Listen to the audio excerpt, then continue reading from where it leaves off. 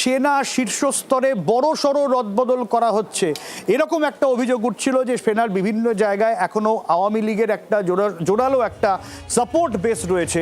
সেই জায়গায় দাঁড়িয়ে হাসিনা ঘনিষ্ঠ যারা, তাদেরকে একটা রদবদল করা হচ্ছে বলে জানা গেছে। রাজীব রয়েছেন আমাদের সঙ্গে সরাসরি, রাজীবের কাছ থেকে এই নিয়ে এখনো পর্যন্ত কি আপডেট পাওয়া যাচ্ছে জানবো। রাজীব,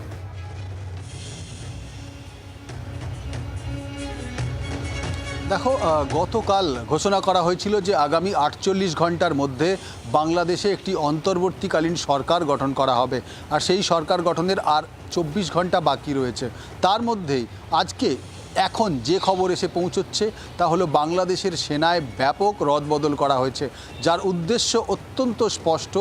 যে সরকার গঠন করা হবে তাতে খুব স্বাভাবিকভাবেই সেনার অনেকটাই এখতিয়ার থাকবে, সেনার তরফ থেকে অনেকটাই সেখানে বলা যেতে পারে তাদের বক্তব্য থাকবে, সেখানে তারা নিয়ন্ত্রণ থাকবে। সেই নিয়ন্ত্রণ যাতে শেখ হাসিনা ঘনিষ্ঠরা কেউ না থাকেন সেনায়, সেই লক্ষ্যমাত্রা নিশ্চিত করার জন্যই সেনা থেকে একের পর এক রদবদল, যার মধ্যে একেবারে রয়েছেন মেজর জেনারেল। যে দেখা যাচ্ছে যে এই সেনাপ্রধান জেনারেল ওয়াকারুজ্জামান এই রদবদলের নির্দেশ কার্যকর করেছেন বলে কথা বলা হচ্ছে। তাৎপর্যপূর্ণভাবে অফিসার যাদের বদলি করা হয়েছে তাদের অধিকাংশই কিন্তু সদ্য প্রাক্তন প্রধানমন্ত্রী শেখ হাসিনার ঘনিষ্ঠ বলে জানানো হচ্ছে। মেজর জেনারেল জিয়াউল আহসানকে চাকরি থেকে অব্যাহতি দেওয়া হয়েছে, অর্থাৎ তাকে বরখাস্ত করা হয়েছে। অত্যন্ত বড় এই সিদ্ধান্ত।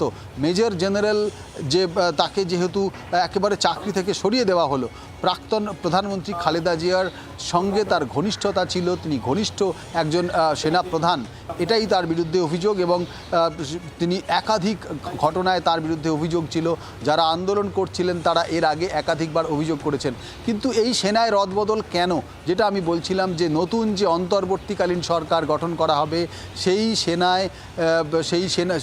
সরকারে সেনার কিন্তু একটি নিয়ন্ত্রণ যাতে না থাকে, কারণ সেনার নিয়ন্ত্রণ থাকবে কিন্তু সেনার মধ্যে যারা রয়েছেন তার মধ্যে হাসিনার যাতে ঘনিষ্ঠ কেউ না থাকেন, এই বিষয়টি নিশ্চিত করার কারণেই আজকে সেনার রদবদল করা হলো।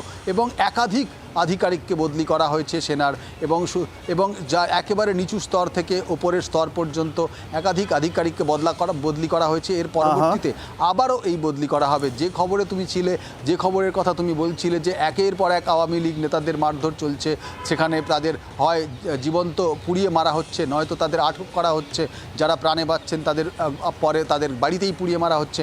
এই যখন ছবি চলছে তখন সেনায় এই রদবদল অত্যন্ত গুরুত্বপূর্ণ। তার কারণ এই মুহূর্তে বাংলাদেশের নিয়ন্ত্রণ রয়েছে সেনার হাতে।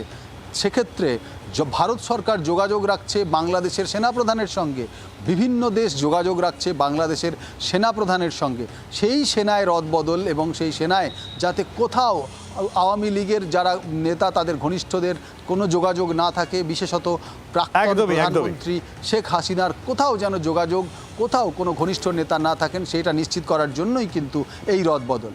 রাজীব, আর একটা গুরুত্বপূর্ণ বিষয় জানতে চাইব, শেখ হাসিনা তিনি দেশ ছেড়েছেন, দেশ ছেড়ে ভারতে আশ্রয় নিয়েছেন, এবং আমরা শুরুতে যে খবর পাচ্ছিলাম যে তিনি লন্ডন যেতে পারেন, কিন্তু সেই বিষয়টাও তো বিষবাও জলে। উল্টে আমেরিকার তরফেও তার ভিসা বাতিল করে দেওয়া হয়েছে, যেখানে থাকেন তার ছেলে।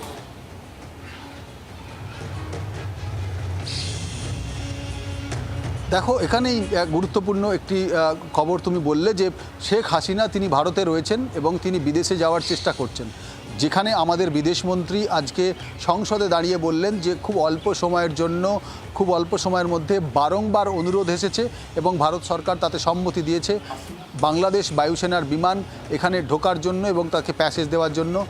কারণ শেখ হাসিনা তিনি ভারতে থাকতে চান, কিছুক্ষণের জন্য তিনি ভারতের মাটিতে পা রাখতে চান, কারণ তিনি অন্য জায়গায় চলে যেতে চান।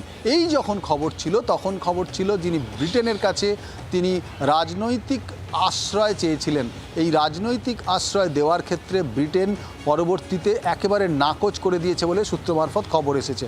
আর তারপরে শেখ হাসিনা তিনি ভারত সরকারের প্রতিনিধি হিসেবে গিয়েছিলেন জাতীয় নিরাপত্তা উপদেষ্টা অজিত দোভাল, তার সঙ্গে যখন কথা বলেন তিনি জানান যে তাকে কিছুটা সময় দেওয়া হোক, তিনি আপাতত ভারতেই থাকতে চান। ভারত তাতে রাজি হয় এবং পরবর্তীতে তিনি আমেরিকা সহ বিভিন্ন দেশের সঙ্গে যোগাযোগ করেছেন। কিন্তু ইংল্যান্ডের পর এবার আমেরিকাও একেবারে নাকচ করে দিল তাকে, তার ভিসা বাতিল করে দেওয়ার মাধ্যমে তাকে রাজনৈতিক আশ্রয় দেওয়ার ক্ষেত্রে কিন্তু নাকচ করে দিল, একেবারে লাল সংকেত দেখিয়ে দিল। এই জায়গায় দাঁড়িয়ে শেখ হাসিনা আরও কয়েকদিন ভারতে থেকে যাবেন এমনটাই সূত্র মারফত জানা যাচ্ছে। অর্থাৎ গতকাল হিন্ডন এয়ারবেস থেকে তাকে যেখানে দিল্লিতে নিয়ে আসা হয়েছে, দিল্লিতে একটি গোপন জায়গায় তাকে রাখা হয়েছে, সেই গোপন জায়গায় কিন্তু তিনি আরও কয়েকদিন থাকতে বাধ্য হচ্ছেন। তার কারণ এখনও পর্যন্ত বিশ্বের যে বড় বড় দেশগুলি যেখানে তিনি আশ্রয় চেয়েছিলেন তারা কেউই শেখ হাসিনাকে আশ্রয় দিতে চাইছে না। এই ঘটনায় স্পষ্ট যখন আমেরিকা তার ভিসা বাতিল করছে, সূত্র মারফত জানা যাচ্ছে যে আমেরিকা তার ভিসা বাতিল করে দিয়েছে। দেখো এই জায়গায় দাঁড়িয়ে কতটা অসহায় শেখ হাসিনা, যিনি গত 48 ঘন্টা আগেই দেশের প্রধানমন্ত্রী ছিলেন, কয়েক ঘন্টা আগেই একটি দেশের প্রধান ছিলেন, কয়েক ঘন্টা আগেই তিনি গোটা দেশ নিয়ন্ত্রণ করতেন, যে কোনো দেশে তিনি উড়ে যেতে পারতেন। আর কয়েক ঘন্টার পরেই তার একেবারে বলা যেতে পারে যে পরিণতি হয়েছে, তিনি এখন ভারতে রয়েছেন এবং ভারতের একেবারে তিনি গোপন থাকতে হয়েছে, তারপর তাকে যে জায়গায় তার ডেরা গোপন করতে হয়েছে এবং সেখান থেকে তিনি চেষ্টা চালিয়ে যাচ্ছেন কোন দেশে যাওয়া যায় এবং কোন দেশ তাকে আশ্রয় দেয়।